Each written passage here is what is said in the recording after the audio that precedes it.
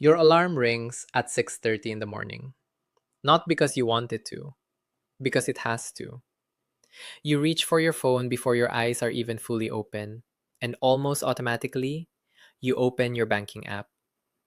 $842. You stare at the number silently. Rent is due next week. Your credit card payment is coming up. Your car insurance already overdrafted once this month. And suddenly, before your feet even touch the floor, you already feel behind. You're 35 years old, and after more than a decade of working, you still feel like you're trying to catch up financially. Not completely broke, not financially secure, just permanently uncomfortable. Like life is balanced on top of thin ice, one unexpected expense away from panic. You finally get out of bed. The apartment is quiet. Your coffee machine hums in the background. The morning looks normal. That's the strange part. From the outside, your life looks completely fine. You have a job, you have a car, you have a decent apartment. You go out sometimes. You own nice things. People probably assume you're doing okay. And maybe compared to some people, you are. But deep down, you know the truth. You've spent years building a lifestyle without building stability, and you didn't even realize it was happening because nobody ruins their financial future all at once. It happens quietly, one normal decision at a time. Back when you were 22, none of this felt important. Your first paycheck felt exciting. Freedom felt exciting. Being young felt endless. Retirement was something older people worried about. Investing sounded smart, but distant. You always told yourself the same thing. I'll start later. Later when you made more money. Later when life settled down. Later when you felt more financially stable. And honestly, that sounded completely reasonable at the time. Because when you're young, time feels infinite. 10 years sounds impossibly far away. You assume your future self will eventually figure everything out. So instead of building assets, you focused on building comfort. You upgraded your phone, started eating out more, bought clothes you didn't really need, took vacations you couldn't fully afford, signed up for monthly subscriptions you barely used. None of it felt reckless individually. That's why it was so dangerous. Because financial destruction rarely looks dramatic in the beginning. It looks normal, comfortable even, especially when everyone around you is doing the exact same thing. Social media made it worse. Everywhere you looked, people your age seemed ahead. New apartments, designer clothes, luxury vacations, expensive dinners, perfect lives. And slowly, without realizing it, you started spending money just to avoid feeling left behind. Not because you were trying to impress strangers, but because you wanted proof that your life was progressing too. That's how lifestyle inflation traps people. Every raise feels like permission to spend more. A slightly bigger paycheck becomes a slightly bigger lifestyle. And because the upgrades happen gradually, you never notice how expensive your normal life becomes. At 24, you thought making $60,000 would solve your stress. Then you reached it, and somehow the stress stayed because now your expenses matched your income. Then you wanted more, so you worked harder, longer hours, more responsibility, more pressure. And every time your income increased, your lifestyle quietly expanded beside it. A nicer car, a better apartment, more expensive habits, more convenience, more monthly payments. You kept moving forward financially without actually getting ahead. And the weirdest part, you genuinely believed you were being responsible. You paid your bills, you showed up to work, you avoided obvious financial disasters. You thought that was enough.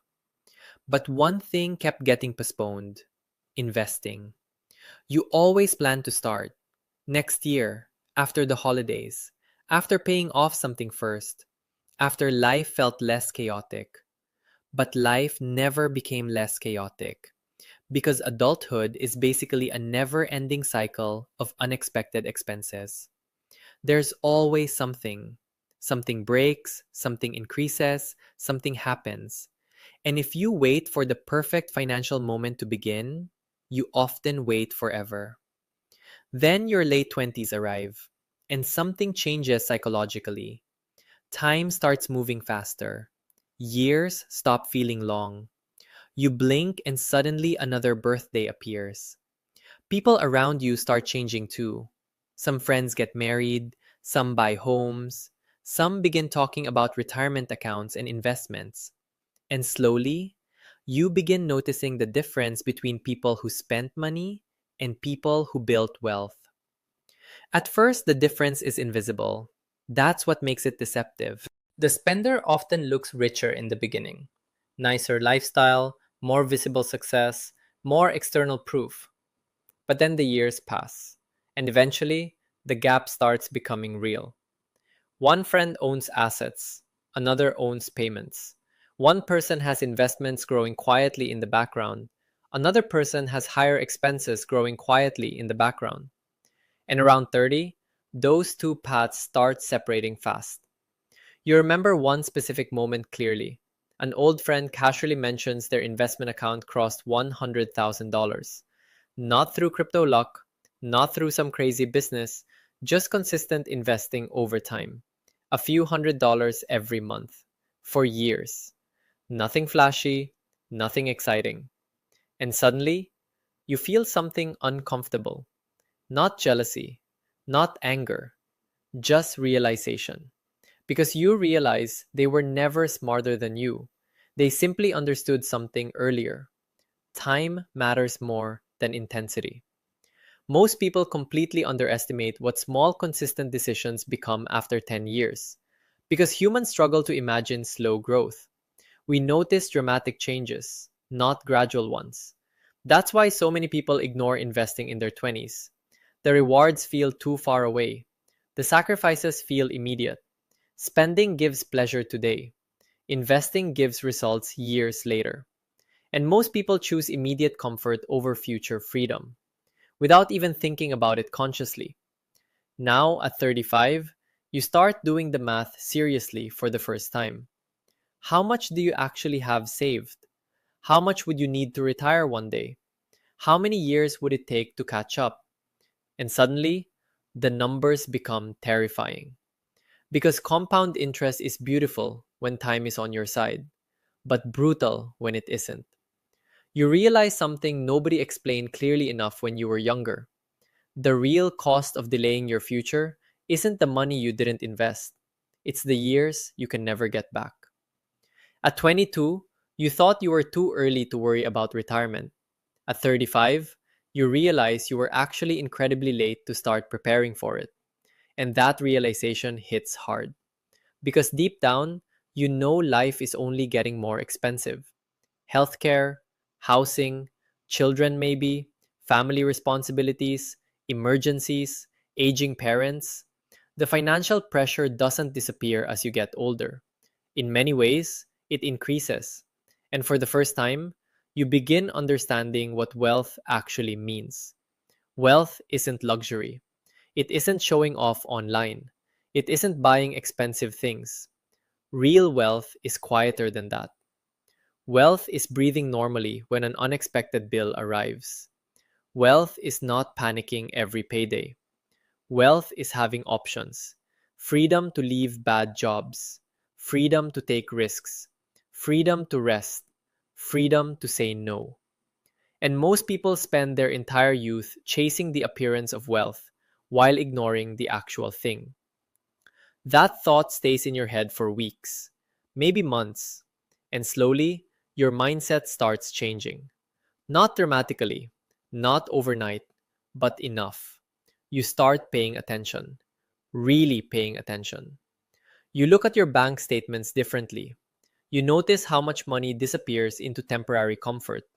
You realize how often spending became emotional, stress spending, bored spending, comparison spending, convenience spending.